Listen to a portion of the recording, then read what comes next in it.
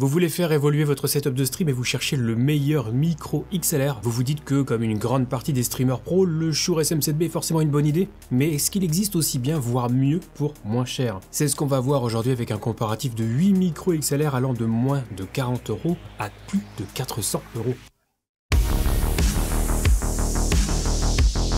Donc on va faire comme à chaque fois que je fais une vidéo de ce genre, je vais vous présenter les micros rapidement, ensuite je ferai un test de lecture pour avoir un aspect du rendu brut des micros, un test de réduction de bruit pour voir comment sont captés les bruits du clavier et de la souris, et avant de faire un petit bilan, je vous donnerai mon avis et je vous proposerai également un petit test à l'aveugle entre 3 micros différents sur lesquels j'aurai appliqué des filtres, vous allez voir, il y aura des surprises. Mais juste avant de démarrer, je tiens à remercier la plus grosse boutique en ligne pour les streamers, c'est Own bien sûr qui sponsorise cette vidéo. Si vous cherchez des assets de stream, overlay, alerte de stream, bannière, panneau de chaîne, emote, badge d'abonné, avatar, vous devez absolument faire un tour sur own.tv, on y trouve absolument de tout, c'est vraiment super quali et en plus avec le code TomTom vous aurez 50% de réduction sur toute la boutique, c'est pour moi c'est cadeau. Si ça vous intéresse, vous trouverez mon lien affilié dans la description juste en dessous. En ce qui concerne les tests, je précise que les micros sont branchés directement sur ma GoXLR sur laquelle j'ai créé un profil neutre.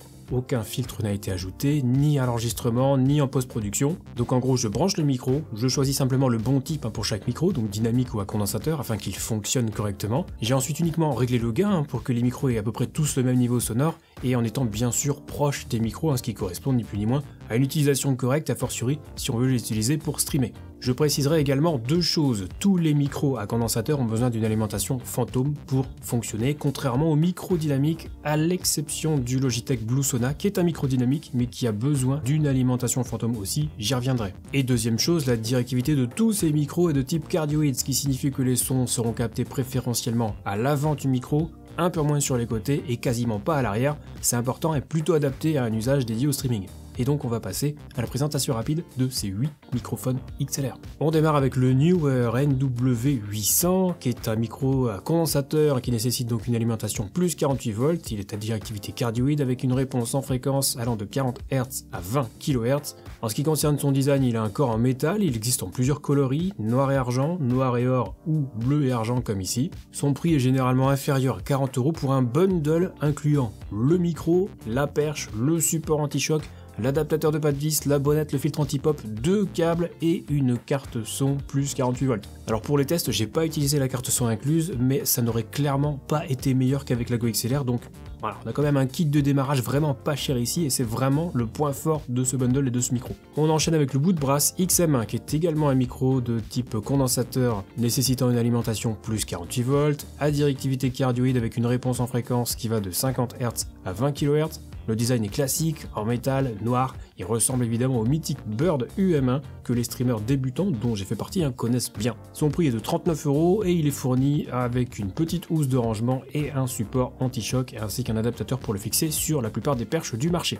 Ensuite on a le Rode PodMic ou PodMic qui est un micro de type dynamique à directivité cardioïde avec une réponse en fréquence qui va de 20 Hz à 20 kHz. Son design est trapu, en métal, il est assez lourd avec presque 1 kg sur la balance avec son support. Il est généralement conseillé pour ceux qui débutent avec du XLR, donc j'ai voulu l'inclure à ce comparatif. Son prix généralement constaté est d'environ 100 €. On enchaîne avec le Elgato Wave DX, autre micro dynamique à directivité cardioïde, réponse en fréquence qui va de 50 Hz à 15 kHz. Son design est plutôt original, en métal, il est épuré avec un mini bras de fixation et un adaptateur de pas de vis pour le fixer, là aussi sur la plupart des perches du marché. Son prix officiel est de 120 €, j'ai fait une vidéo complète sur le Elgato Wave DX pour ceux que ça intéresse, où j'entre un peu plus dans le détail, notamment sur son utilisation avec Wavelink. Si ça vous intéresse, je vous mettrai le lien dans une fiche. On poursuit avec le Nitking B2 de chez Turtlebit, qui est un micro à condensateur à large membrane, donc qui nécessitera une alimentation fantôme plus 48 volts. Il est à directivité cardioïde, sa réponse en fréquence va de 16 Hz à 20 kHz. Son design il est assez intéressant, donc tout en métal, il est très imposant et c'est le plus gros et le plus lourd de ce comparatif avec un poids de presque 1,2 kg avec son support anti-choc, ça commence à faire. Et son prix officiel est d'environ 170 €.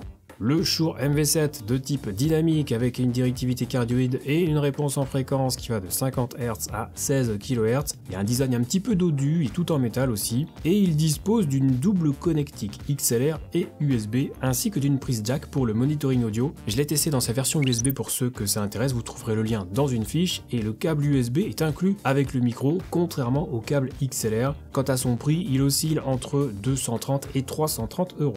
Ensuite, on a le Logitech Blue Sona, qui est donc un micro dynamique, mais qui nécessite tout de même une alimentation plus 24 volts minimum. Il est à directivité cardioïde avec une réponse en fréquence qui va de 50 Hz à 16 kHz. Son design est plutôt joli, assez original, hein. Il est en métal également, il existe en noir ou en blanc, il est livré avec un adaptateur de pas de vis et une bonnette interchangeable rouge, ça change. Notez aussi la présence d'une petite trappe magnétique à l'arrière du micro pour régler les filtres, respectivement pour couper les fréquences très basses ou augmenter les médiums qui correspondent typiquement aux fréquences de la voix humaine. Son prix officiel est de 349 € et donc du fait de l'ajout du préampli Clear Amp, le Blue Sona a besoin d'une alimentation fantôme pour fonctionner correctement. La bonne nouvelle, et ça m'a été confirmé par Logitech, c'est qu'une alimentation de plus 24 volts est suffisante, ce qui fait que ce micro pourra être utilisé sans problème avec une Go XLR Mini par exemple qui ne délivre que plus 24 volts comme je l'ai précisé dans mon tutoriel sur la Go XLR. Et on termine avec le Shure SM7B de type dynamique, directivité cardioïde avec une réponse en fréquence qui va de 50 Hz à 20 kHz. Avec son design mythique, reconnaissable entre tous, hein, tous les streamers le connaissent, il n'y a aucun bouton, on entra à l'arrière du micro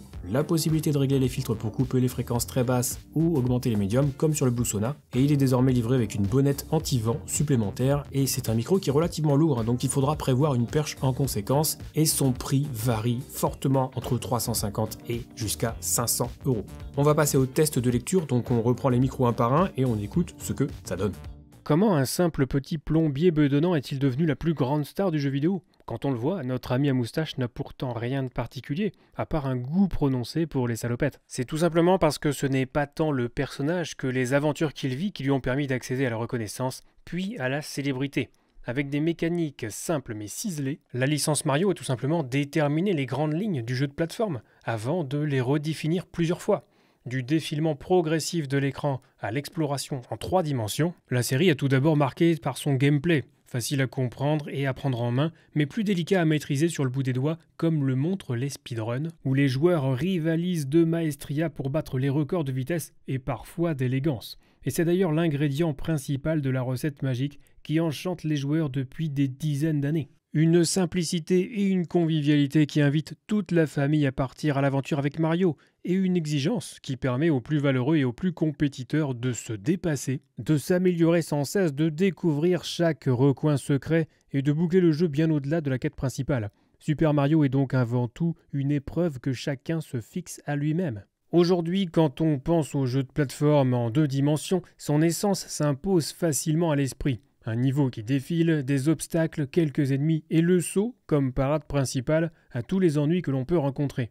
Mais près de 35 ans en arrière, cette recette n'a rien d'une évidence. En 1981, Mario, qui ne porte pas encore ce prénom, est le héros de Donkey Kong, un jeu d'arcade où le but est d'éviter les différents pièges envoyés par le méchant gros singe qui a enlevé la belle Pauline. La plupart des ingrédients sont donc là, mis à part le défilement, que l'on retrouvait à l'époque plutôt dans certains shoot'em up. Pourtant, l'objectif est bien de sauter de plateforme en plateforme pour atteindre le haut de l'écran. Aussi peut-on considérer ce jeu comme étant l'ancêtre majeur du genre, tant il a imposé ses codes simples mais efficaces. Des codes que l'on retrouve bien évidemment dans Mario Bros, jeu de 1983 où le plombier fait face pour la première fois au terrible Koopa. Néanmoins, le premier jeu de plateforme tirant parti du side-scrolling n'est pas Super Mario Bros comme on pourrait le penser. Quelques années avant lui, en 1981, soit au même moment que Donkey Kong, sort sur arcade Jump Bug, qui met en scène une voiture bondissante qui parcourt différents niveaux en tirant sur d'étranges monstres. À mi-chemin entre le jeu de plateforme et le shoot'em up, ce titre, qui n'a rien de mémorable en soi, incarne néanmoins une charnière dans l'évolution du genre. Quelques années plus tard, en 1984, vient ensuite Pac-Land, dont le premier niveau a été réutilisé comme arène dans Super Smash Bros. Wii U en 2014. On y incarne Pac-Man, le glouton dévoreur de fantômes, dans une aventure qui a tout du jeu de plateforme moderne et qui rencontrera un très beau succès. On a terminé ce premier test, on a déjà quelques modèles qui se détachent un petit peu, notamment les micros à moins de 100 € qui sont pour l'instant un petit peu en dessous des autres je trouve. Et on passe maintenant au test de réduction de bruit. Je reprécise qu'aucun filtre n'a été ajouté et on reprend donc les micros dans le même ordre. On passe au test du clavier mécanique. Pour ce micro Woodbrass XM1. Clavier mécanique Corsair K70. Équipé de switch et mixer head. On va tester maintenant les clics de souris. Je pense qu'on entend un petit peu avec cette souris Corsair Glaive. Ancienne génération. On passe maintenant au test du clavier mécanique. Avec ce micro Neewer NW800. Qui existe aussi en version USB. Très ouvert. Je vais tester maintenant les clics de souris. Sachant que les bruits de micro et de souris, on peut s'en débarrasser avec un filtre de réduction de bruit. On passe au test du clavier mécanique. Avec le micro Rode PodMic. Qui prend beaucoup les vibrations, j'ai l'impression. Test avec les clics de souris. Plutôt calme. Tant mieux. Test du clavier mécanique. Avec le micro Elgato Wave DX. Clavier très bruyant, je le rappelle. Et absolument sans filtre. Je teste maintenant les clics de souris. Qu'on entend à peine, je pense. D'après ce que je vois sur OBS. Voilà, tout ceci pouvant bien entendu être filtré par la suite. Et le test du clavier mécanique. Avec ce micro Neat King B2 de chez Turtle Beach, qui est très imposant. Je teste maintenant les clics de souris. Ça me paraît pas si mal. Je rappelle une fois de plus que le micro n'est pas filtré. Le test du clavier mécanique avec le Shure MV7 qui dispose également d'une connectique USB en plus de la XLR. On peut le noter. Je teste maintenant les clics. C'est plutôt pas mal. Voilà, le seul problème de ce micro, je pense, c'est la percussion qui nécessitera un filtre anti-pop.